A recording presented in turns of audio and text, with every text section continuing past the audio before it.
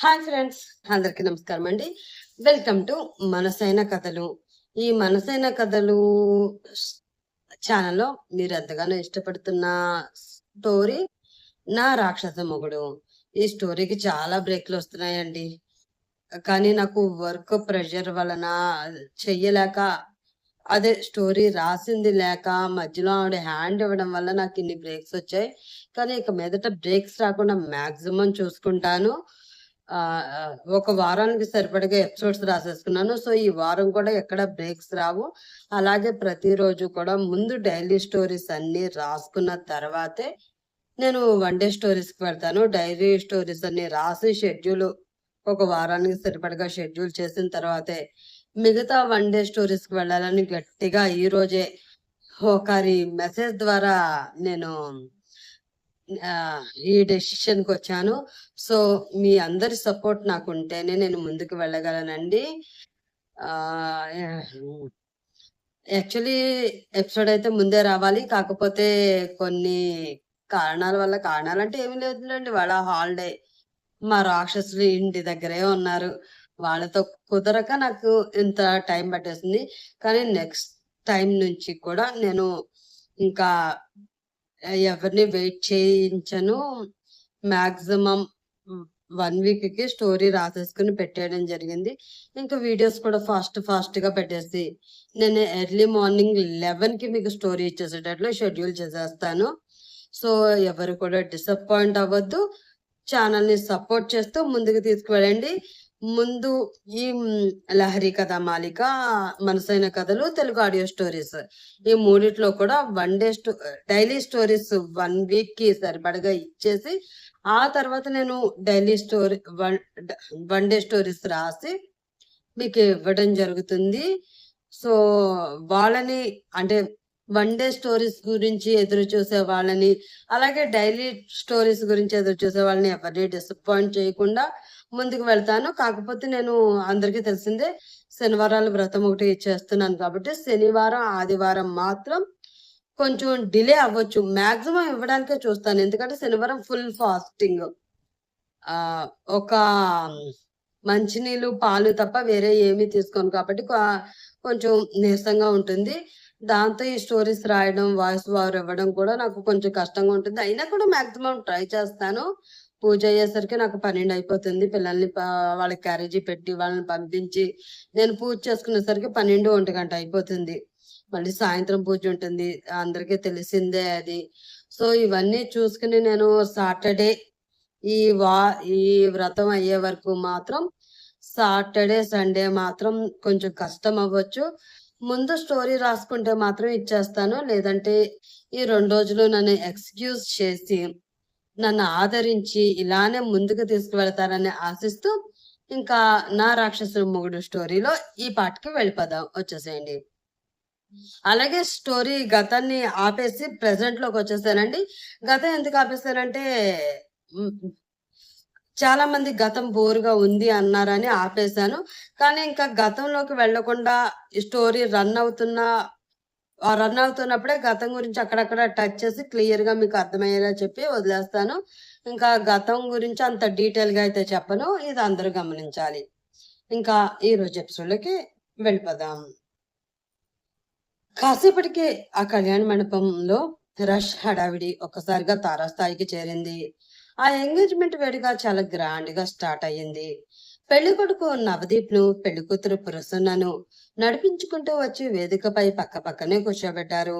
ఆ హడావిడిలో, ఆ మంగళప్రదమైన వేడుక మధ్యలో ప్రసన్న పక్కన మరొక వ్యక్తిని అలా చూస్తూ ఉంటే విక్రాంత్ కళ్ళలో నీళ్లు ఉబ్బికి వచ్చాయి.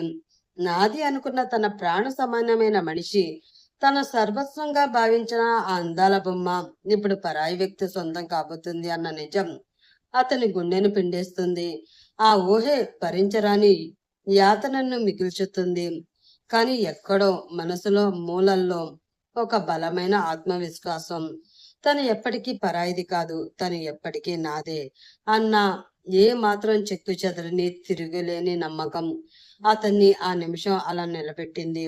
అమ్మా, ఇద్దరు పైకి లేచి శుభముహూర్తాన ఉంగరాలు మార్చుకోండి అని పంతులు గారు గట్టిగా అనడంతో అక్కడ ఉన్న ఒక అమ్మాయి అందమైన డైమండ్ రింగ్ ని తీసుకువచ్చి ప్రసన్న చేతికి ఇచ్చింది.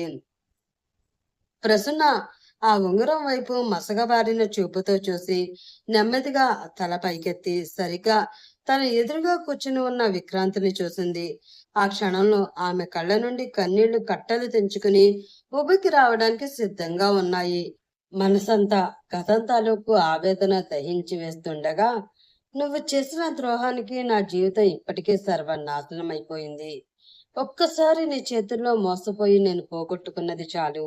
మళ్ళీ ఆ సున్నితమైన అవకాశం నీకిచ్చే ప్రసక్తి లేదు మిస్టర్ విక్రాంత్ కృష్ణ అని మనసులోనే అంతులేని కసితో, తీవ్రమైన ఆగ్రహంతో అనుకుంటూ ఆ ఉంగరాన్ని నవదీపు వేలికి తొడగడానికి అతని వైపు తిరిగింది ప్రసన్న.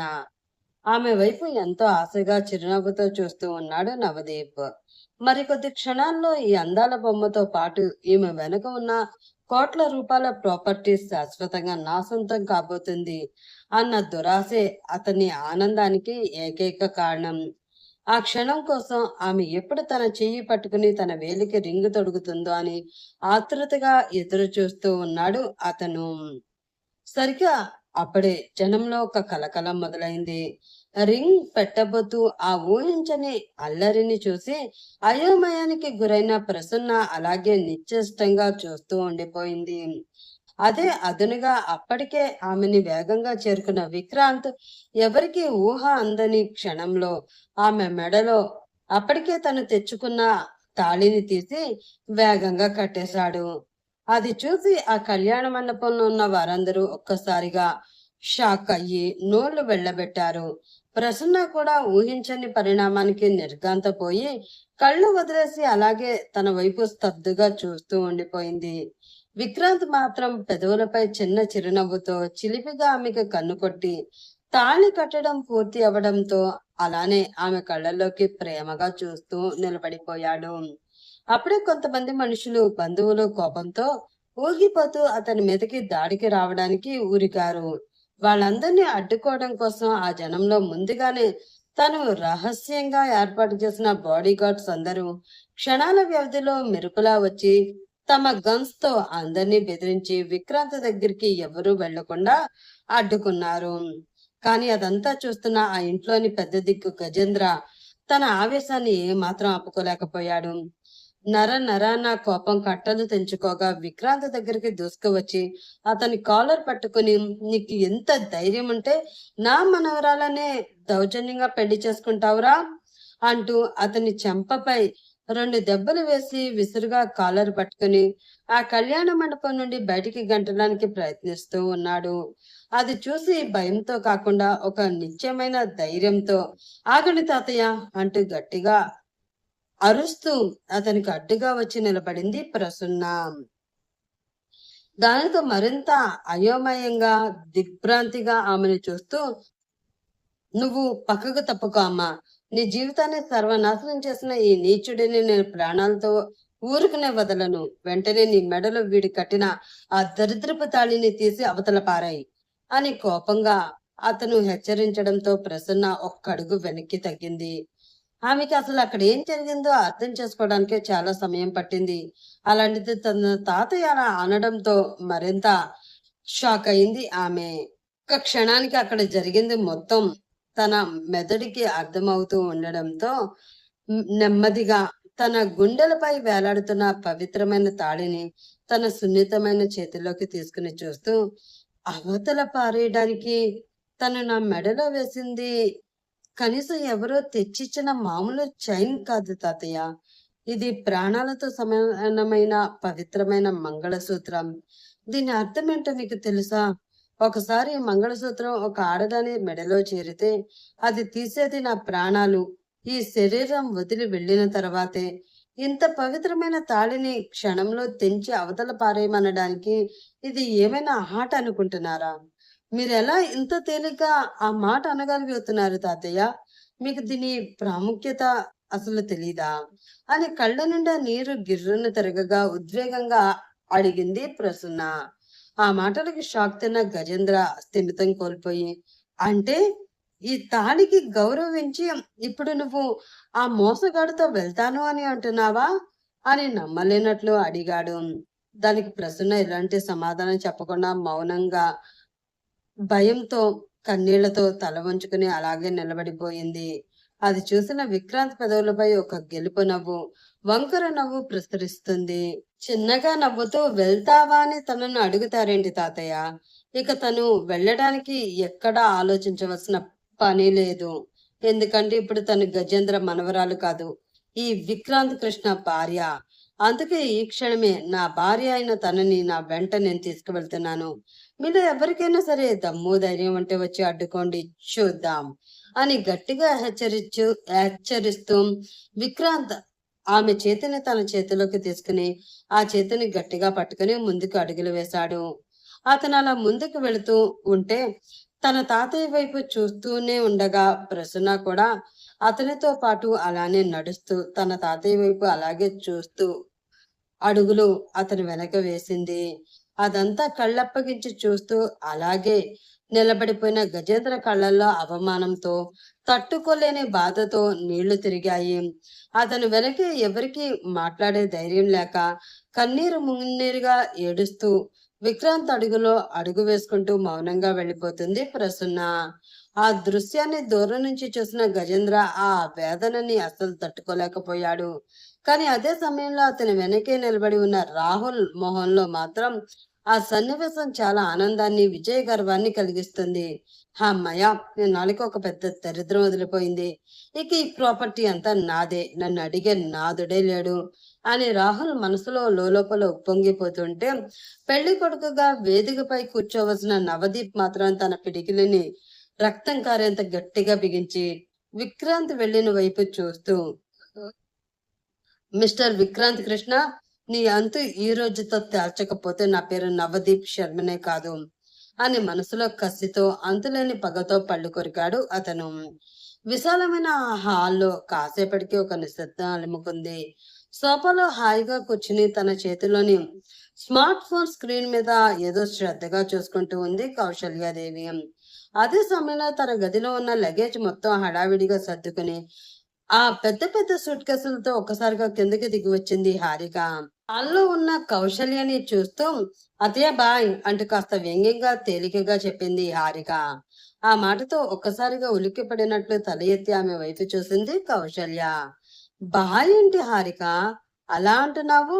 అసలు ఎక్కడికి వెళ్తున్నావు అని ప్రశ్నిస్తూనే అప్పుడే ఆమె పక్కన కింద పెట్టి ఉన్న లగేజ్ బ్యాగుల వైపు చూసి కళ్ళు పెద్దవి చేసింది. ఇదంతా ఏంటి? ఈ లగేజ్ ఏంటి అని ఆశ్చర్యంగా కాస్త ఆందోళనగా అడిగింది కౌశల్యాదేవి. దానికి హారిక పెదవులపై ఒక చేదు నవ్వు మెరిసింది. అసహనంతో తల ఊపుతూ, చూస్తుంటే మీకైతే అలాగే కనిపిస్తుంది కదా అత్తయ్య, ఇదంతా నా లగేజ్. ఇంకా శాశ్వతంగా మీ ఇంట్లోనే సెటిల్ అయిపోదాం, రిషి బావ పక్కనే ఉంటున్నానన్న ఆశతోనే నేను ఇన్ని బ్యాగులు పట్టుకుని మరీ మీ ఇంట్లో అడుగు పెట్టాను. కానీ నా దరిద్రం ఏంటో చూడండి. ఆ తెచ్చిన బ్యాగులు ఇంకా అన్‌ప్యాక్ చేసి కబోర్డ్‌లో బట్టలు సర్దుకోక ముందే ఇక్కడి నుంచి నేను శాశ్వతంగా ప్యాకింగ్ సర్దుకుని వెళ్ళిపోవాల్సిన టైం వచ్చేసింది అని నాకు క్లియర్‌గా అర్థమైంది. అందుకే ఎలా తెచ్చిన ఈ లగేజ్ బ్యాగులను అలాగే పట్టుకుని వెనక్కి పోతున్నాను అంది హారిక గొంతులో వణుకుతున్న ఆవేశాన్ని అణుచుకుంటూ. దాంతో ఒక్కసారిగా కళ్ళెగరవేసి కోపంగా ఆమె వైపు చూసింది కౌశల్య. హారిక, నీకేమైనా పిచ్చి పట్టిందా? నోటికి ఏది వస్తే అది మాట్లాడకు. నిన్నసలు ఎందుకు ఇక్కడికి రమ్మన్నాను? నువ్వు ఇక్కడ ఏం చేయాలని ఆశపడ్డావు? ఇలా వచ్చిన వారం రోజులకే తోక ముడుచుకుని తిరిగి వెళ్ళిపోతాను అంటావేంటి?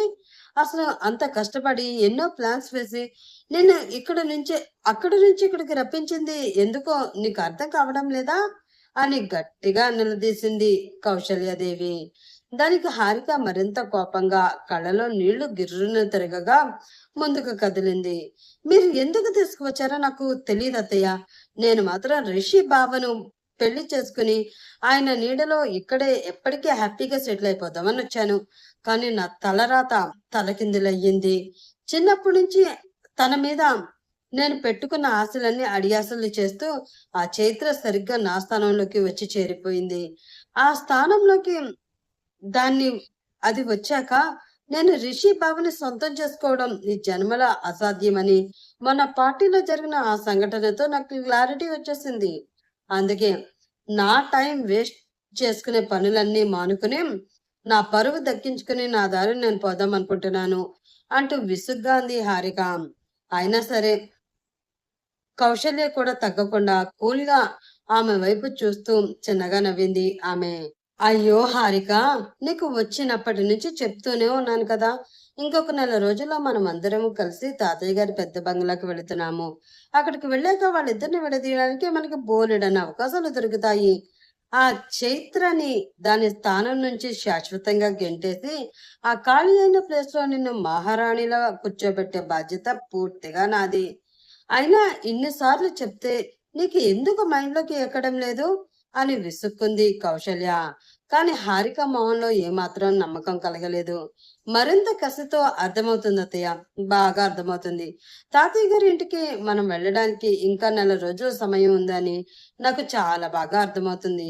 కానీ ఈ నెల రోజుల్లో పేపర్ ఫెవికల్ లాగా వాళ్ళిద్దరూ మరింత అతుక్కుపోయి ఎప్పటికీ విడదీయరాని బంధంతో ఒక్కటైపోయారు అని కూడా అయిపోతారు అని కూడా నాకు అంతే క్లియర్ గా అర్థమవుతుంది. ఈ లోపల నా కర్మ కాలి ఒకవేళ వాళ్ళిద్దరూ ఒకటైపోయి ఆ చైత్రకి ఏదైనా కడుపో కాకరకాయో వచ్చిందనుకోండి, ఇంకా అంతే సంగతులు. ఈ వడ్లమూరి వంశానికి మొదటి వారసుని ఇస్తున్నాను అన్న పిచ్చి ధీమాతో అది మరింత రెచ్చిపోతుంది. అసలే మన ముసలి వాళ్ళకి వారసులు అంటే పిచ్చి ప్రాణం. ఆ పిచ్చి ఆనందంతో తన కడుపులో కాయ పడితే చాలు, అదే తమ వంశాన్ని వృద్ధి చేసే మహావృక్షం అవుతుంది అని అందరూ దానిని నెత్తికెక్కించుకుని మోస్తారు. అప్పుడు అది పెట్టిన ప్రతి అడుగుకి కింద మెత్తటి తివాచీలు పరిచి కనీసం కాళ్ళు కూడా నేల మీద పెట్టకుండా చూసుకుంటారు. ఆ కోటలో జరిగే ఆ హడావిడిని, ఆ రాచ మర్యాదలను చూసి తట్టుకోవడం నా వల్ల కాదత్తయ్య.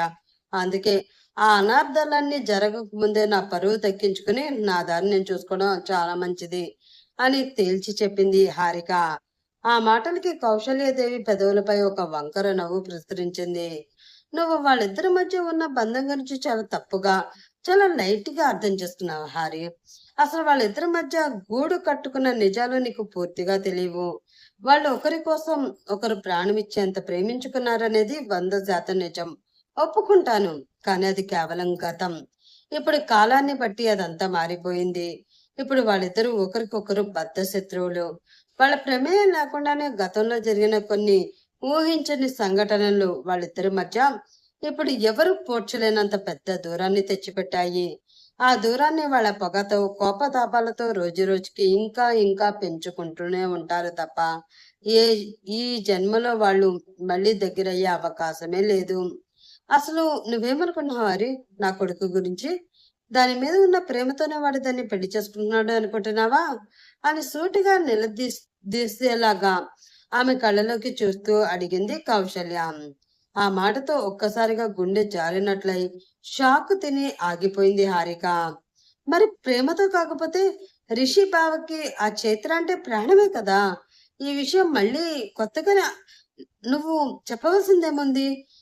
అందరికీ బహిర్గతంగా తెలిసిన విషయమే కదా ఇది అని తడబడుతూ అడిగింది ఆమె. దాంతో కౌశల్యదేవి ఒక పెద్ద గలాటతో కూడిన నవ్వు నవ్వింది. అవును హరి, రిషికి ఆ చైత్ర అంటే ఒకప్పుడు చచ్చేంత ప్రేమే. కానీ అది అంత గతం. ఇప్పుడు ఆ ప్రేమ కాస్త కసి తీరా చంపేంత పగగా మారిపోయింది. ఆ దానికి ప్రతి క్షణం నరకం చూపించడానికే, ఆ పగ తీర్చుకోవడానికే వాడు కావాలని దాన్ని పెళ్లి చేసుకున్నాడు. గతంలో వీడు దాన్ని ఎంత గారాబం చేశాడో ఇప్పుడు అంతకంటే రెట్టింపు ప్రత్యక్ష నరకం చూపిస్తున్నాడు. అందుకే ఆ పెళ్లి అనే ఒక పెద్ద హైడ్రామాని వాడుకుంటూ దాన్ని తన కాళ్ళ కింద ఎప్పటికీ బందీగా కట్టి పడేసుకున్నాడు. ఆ ఇంట్లో ఉన్న ప్రతి నిమిషం దానికి అగ్నిగుండం లాంటి నరకమే కనిపిస్తుంది. కానీ ఆ నరకం నుంచి దానికి శాశ్వత విముక్తి దొరకాలి అంటే అది ఆ వడ్లమూరి ఫ్యామిలీ బంగ్లాలో అడుగు పెట్టవలసిందే. అలా మనం అనుకున్న బంగ్లాలోకి అది వచ్చిన తర్వాత మనం అక్కడ దాన్ని అణువణువున దహించి వేసే నరకం చూపిస్తాం. వాళ్ళ ఇద్దరి మధ్య ఉన్న ఆగాధాన్ని మరింత పెంచేస్తాం. ఇక జీవితంలో ఆ చైత్ర ఎప్పటికీ రిషి వైపు కన్నెత్తి కూడా చూడకుండా చేస్తాం. దాన్ని మరింతగా బాధ పెట్టడానికి, హింసించడానికైనా సరే రిషి నీకు మళ్ళీ దగ్గరవుతాడు. మొన్న పార్టీలో నువ్వు స్వయంగా కళ్ళారా చూసావు కదా! దాన్ని పక్కనే పెట్టుకుని కూడా రిషి నీతో ఎంత క్లోజ్‌గా మూవ్ అయ్యాడో, రిషి మనస్తత్వం గురించి నీకంటే ఎవరికి బాగా తెలుసు చెప్పు? వాడు చిన్నప్పటి నుంచి ఇప్పటి వరకు ఎప్పుడైనా ఏ అమ్మాయితోనైనా అంతలా క్లోజ్‌గా ఉన్నాడా? కనీసం నీతో అయినా ఉన్నాడా చెప్పు? అని పదునైన చూపులతో ప్రశ్నించింది కౌసల్యాదేవి. ఆ మాటలకి ఒక్క క్షణం ఆలోచనలో పడిపోయింది హారిక. కౌశల్య చెప్పిన ప్రతి మాటలోనే ఒక కఠినమైన నిజం కనిపిస్తూ ఉండడంతో ఆమె మొహంలో ఎట్టకేలకు ఒక సంతృప్తికరమైన వంకర నవ్వు ప్రసరించింది. హారిక మనసు మారిందని, ఆమెకు అసలు విషయం పూర్తిగా అర్థమైందని పసిగట్టిన కౌశల్యదేవి మరింత ఆత్మవిశ్వాసంతో, చూసావా, నా ప్లాన్ ఏంటో నీకు ఇప్పుడైనా అర్థమైందా? కాబట్టి ఇక ఆ లగేజ్ సర్దే పని మానేసి ప్రశాంతంగా లోపలికి నడువు. ఈ బట్టలు ఏవి అన్‌ప్యాక్ చేయకుండా ఈ సూట్ కేస్‌లోనే అలాగే భద్రంగా ఉంచు. ఎందుకంటే సరిగ్గా ఇదే సూట్ కేసులతో మనం నెక్స్ట్ మంత్ ఆ వడ్లమూరి ఫ్యామిలీ బంగ్లాలో మహారాణుల్లో అడుగు పెట్టబోతున్నాం.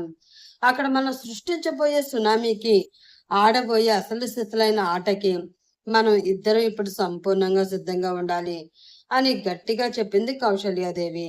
ఆ మాటలు విన్న హారిక మొహం ఆనందంతో వెలిగిపోయింది. వెంటనే ఉత్సాహంగా ముందుకు వచ్చి కౌశల్యని ఎంతో ఆప్యాయంగా గట్టిగా హత్తుకుంటూ, థ్యాంక్ యూ అత్తయ్య, థ్యాంక్ యూ సో మచ్. నువ్వు లేకపోతే నా జీవితం ఏమైపోయేదో నాకు ఇప్పుడు నమ్మకం వచ్చింది.